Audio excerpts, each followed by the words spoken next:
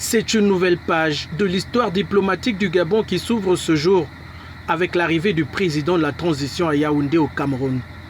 À l'aéroport international de Nsimalène où il est reçu, le protocole d'accueil réservé au général Brice Clotaire Oligui Nguema est celui des jours particuliers.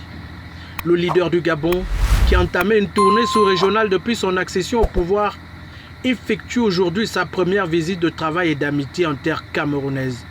Derrière le dispositif protocolaire officiel, la communauté gabonaise qui s'est mobilisée en grand nombre. Au palais de l'Unité où il s'est ensuite rendu, drapeau et jet d'eau sur l'esplanade s'offre au président de la République gabonaise comme un décor de fête. Ici, le président de la transition a été reçu par son homologue camerounais Paul Biya pour un tête-à-tête de près de 2 heures d'horloge.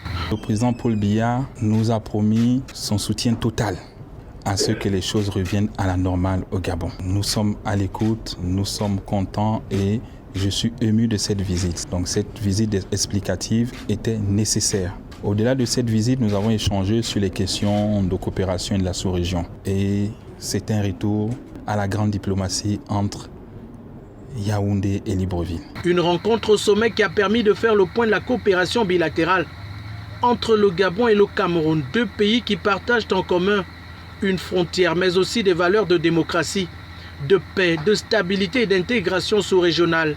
Des États membres de 2 grands ensembles sous-régionaux que sont la CEMAC et la CEAC. Avec le doyen Paul Biya, le leader du Gabon est donc venu s'entretenir sur les motivations du CTRI et du coup de la liberté du 30 août 2023 pour la restauration des institutions et des valeurs patriotiques en République gabonaise.